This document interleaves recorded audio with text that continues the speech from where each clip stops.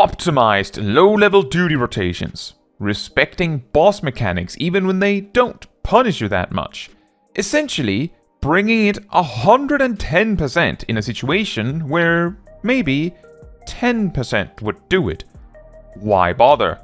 While it may sound cooler than it really is, I call it the absolute victory mindset, and it is a way that I approach games, including Final Fantasy XIV, and hey, maybe you would find it entertaining to do so too.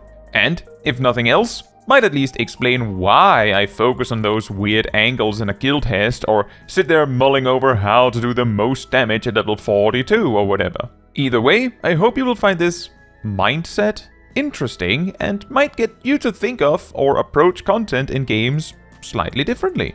Now, what is it? A very common way we all weigh the performance of clearing a particular boss fight or a duty in general is how fast it was cleared, and for the more individual performance, how much damage that individual contributed. As long as the duty is successfully completed, how much damage was taken is, for the most part, completely irrelevant. If neither of the tanks felt particularly stretched, then it doesn't really matter who worked harder. If neither of the healers felt particularly stretched, then it doesn't really matter who healed more. And if they weren't needed, it could be argued that whether DPS defensive cooldown was used is, at best, a footnote in the fight summary. This makes perfect sense since, for most players, what matters is getting the kill and the clear, and getting it done faster is itself just a benefit for everyone. Time saved, right? But not only that, by beating a fight sooner, you might remove mechanics from the menu that might be problematic or cause a wipe.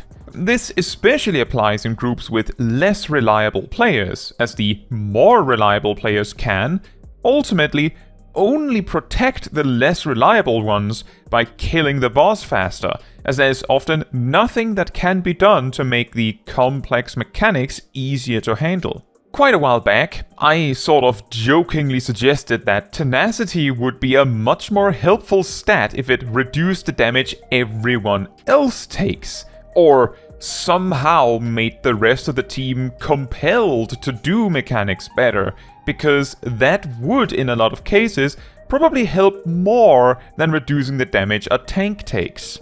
Granted, of course, there's also something impressive in the act of beating a boss or duty faster, notably faster than you yourself did previously.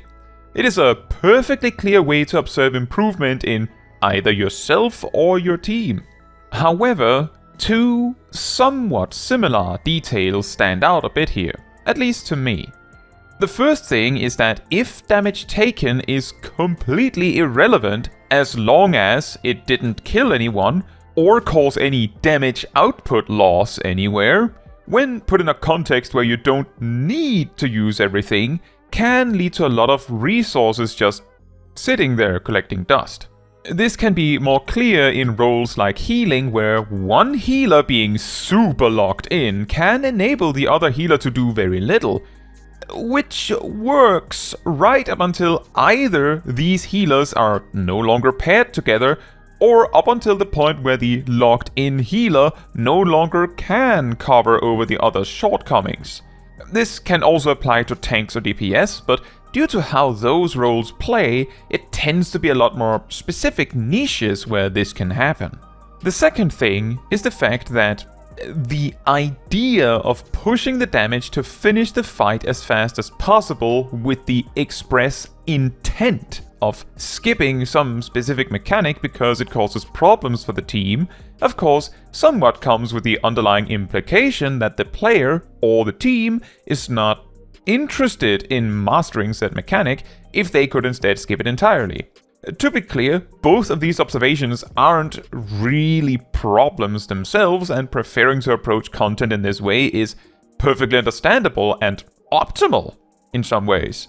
However, where they clash a bit is in what I call the absolute victory mindset. Feeling the need to push the damage to skip a particular mechanic because you don't know how to do it, or see no need to learn it since it is skippable, sort of doesn't quite induce an absolute victory, one could say, as the victory is acquired by virtue of preventing the boss from using this specific move that probably would have beaten you. On the other hand, it could be argued that if you skip the mechanic anyway, despite knowing exactly how to do it, demonstrates excess and a sort of superiority, quote-unquote, over the particular encounter, as you were clearly significantly overprepared. In the case of the healer example, you could say that the healer doing the heavy carrying might be attempting to demonstrate excess by being able to bring so much to the table that they can cover the work of their co-healer. At the same time, the co-healer not doing very much is both themselves not demonstrating this excess. In fact, they are indirectly consuming whatever excess their co-healer brought to the table. Like a house built on a shaky foundation, the moment the stronger healer can no longer cover for their co-healer, the whole thing breaks apart. Granted, it may lead to a victory, but absolute victory? Probably not. So, essentially, what I mean by absolute victory is delivering your best possible performance for a given encounter, even if you don't have to. Obviously, this is done entirely out of your own entertainment, and sometimes a greater focus may be placed on nailing the mechanics or defensive cooldowns, and other times you might be optimizing your burst cooldowns around the wackiness of raid buff windows in a normal raid with strangers, which is to say, one with very little or no structure. And of course, the absolute victory comes about when it all comes together. But as I hope was clear from what I just explained, it is a learning process and simply demonstrates that even when it feels like you perfectly beat a duty or a specific boss, there's still more you could improve upon, and simply always striving to do even better is what it is really about. This can of course reach a limit where it can feel restrictive, which is why it is important to only push it as far as you still find enjoyable and entertaining to you. To which I have a story example. Many years ago, my father used to play Command & Conquer Red Alert on the PS1, and he got so good at beating the CPU opponents in the game that he was able to consistently win with 0 lost units. He saw any unit lost as a failure on his part, as he knew he was able to do it without losses. This did of course lead him to prefer bigger, sturdier units that were less likely to randomly die, which can be very restrictive, but simultaneously also led him to rely more on cheese tactics such as baiting the CPUs to fight each other instead of him, as it was a more reliable way to avoid losing units. I think it is an incredibly interesting development of skill and also reflects a bit on some of the ways that I play games in general at times, but we'll get back to this. The point is, once again, absolute victory, but only up to the point where you keep having fun with it. How this is reflected in my guides and content. If you've watched any of my job guides on the channel, or perhaps my mentor roulette series for example, you may have noticed that I will actually care to figure out what the optimal AoE rotation is on, say, a level 12 thaumaturge, even though there exists exactly 2 duties in total where this rotation would be applicable before a different, level 18 AoE rotation sets in instead, and between those 2 duties, only one of them really has moments with enough enemies close enough to each other to even bother. However, knowing the correct answer, just in case you would ever need it, makes it worth it to me. And when that duty does come up, you can be sure I will actually try to do that perfect rotation. This expands even further with jobs with really awkward AoE scaling, like how Monk before level 30 introduces Arm in the 1-2-3 on 3 targets but replaces the whole thing with Arm on 4, and then when Rockbreaker comes in, you still just go all Arm on 7 targets optimally. But presumably, most players would just go through the rotation normally, even at that target count, because it just seems wrong to mash that one button. This is probably particularly clear when I go on to explain some sort of crazy optimization you can do in a guild test that takes 45 seconds at most, like making use of hide to access trick attack or actually precasting standard step as a dancer in a guild test. On the one hand, both cases obviously come with a side dish of doing more damage, which clears the duty faster, but the real motivation is that making the best possible use of the actions feel like a more complete and absolute victory. Another example is optimizing defensive cooldown usage as a tank or stretching healing as far as possible as a healer in a duty like Porta de Comana. The healer casting one less attack or the tank taking slightly more damage may not affect the actual clear time in a truly observable way, but the end of duty summary, if there was such a thing, would show the tank taking less damage than one that didn't bother, and the healer would be doing less overhealing than one that didn't care. An example of how this kind of absolute victory approach can lead to not doing a mechanic properly, I feel, is when the mechanic has some flexibility. One case of this is with Ifrit from A Realm Reborn, where his random AoE pulses knocking you back can be completely neutralized by a barrier healer maintaining barriers on the party. Another case is the final boss in Stigma Dreamscape from Endwalker, where it summons adds that will perform a mechanic and then promptly self-destruct if not killed, with said self-destruct applying a Vuln stack. Unless you take 0 damage from it. Meaning, once again, that a barrier healer could completely neutralize it, really demonstrating the sheer excess and quote-unquote superiority in this way. Where absolute victory truly comes to its true prominence is in cases like soloing challenges of duties, especially in cases where there is no DPS check. The reason for this is that these fights tend to stretch out so far that, in most cases, you need to demonstrate that you could go on forever to be sure that you win and not the enemy. In my own solo challenge stream series, most fights that don't feature a DPS check of some sort are essentially over within the first 20% of the fight, because I have at that point already demonstrated that I have a perfect answer for every single thing the boss can do, and that answer is available every single time. And in a way, admittedly, these fights get truly interesting when the boss pushes hard enough that it isn't that simple, but that just means you need to be even more perfect on the defensive. This occasionally may also come up in my static Savage Raid approaches. In the first raid tier of Dawntrail, both Honeybee Lovely and Brood Bomber had tank busters spaced out significantly enough that, depending on your tank composition, you might be able to invuln most or all of them, at least when Honey did the tank stack buster.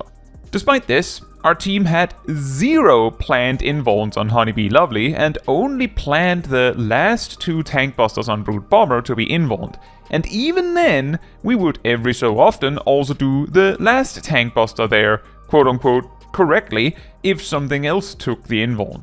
Essentially, because the use of the invuln didn't provide enough of an advantage, demonstrating the excess of having it, just in case, was more valuable. On top of that, doing these tank busters correctly also enabled my co-tank to make more use of their own cooldowns, which also feels more quote-unquote complete, you could say. However, with all that said, sometimes the restrictive nature of how Final Fantasy XIV plays does mean that the extremes that absolute victory can sometimes lead you to simply are not reachable in a relevant way. But in other games, that can sometimes be a different story. At the same time, other games giving you more flexibility in how you choose to play also shines a brighter light on why I emphasized at the start of the video that it is a way to play and approach things and not the way, as it itself can lead you down a road of rather samey-feeling strategies or outright not properly engaging when pushed to the extreme. For instance, in an RPG context, you could achieve quote-unquote absolute victory by simply excessively over-leveling the opponent and just bashing them in with sheer overwhelming force. In games where this is not an option, and say healing isn't either, then the only path to true absolute victory is to win without being hit at all, as otherwise we wouldn't be demonstrating the access to quote-unquote continue forever. You would lose eventually. However, whether this would be in the context of a shooter, a fighting game, a real-time strategy game, or something completely different, this often pigeonholes you into extremely degenerate or unfun strategies for you, and even when doing so, it might not even work. In some cases, like in Souls-likes or something like Monster Hunter maybe, this kind of quote-unquote issue can also simply be overcome by, not getting hit in the first place, which itself is a type of absolute victory, I suppose. So, to wrap up a bit on this conversation, this absolute victory mindset is, in essence, a combination of the desire to not just beat a task or duty or fight, but demonstrate that you fully understood and mastered it, and not only that, mastered it to such a degree that unless the boss has an actual timer to something like a hard enrage, they would never be able to beat you. And to do this, not because you have to, actually, the fact you don't have to could be exactly what drives you to push it to this supreme limit. But, with that said, how do you like to approach the games you enjoy? Such as, perhaps, Final Fantasy XIV? Please do let me know in the comments. Now, that is all for this video. Thank you so much for watching. If you would like to support me and my channel more directly, you can become a member like these wonderful people here. You can also alternatively support me through Ko-Fi, link in the description. You can also support the channel by letting the YouTube algorithm know by liking the video, leaving a comment, subscribing, sharing, and hitting the bell to get notified when next I post a video. Fun fact, at level 50, most jobs have too few options to be able to cover every possibility. This means that while all 4 tanks are very sturdy, they don't quite have the HP recovery to stand forever, even if they are the least likely to be one-shotted. On the other hand, healers kinda do have the ability to recover as many times as needed, within reason, as long as they don't get one-shotted, which makes barrier healers at level 50 capable of soloing some fights that tanks either might not be able to, or would have a much harder time soloing.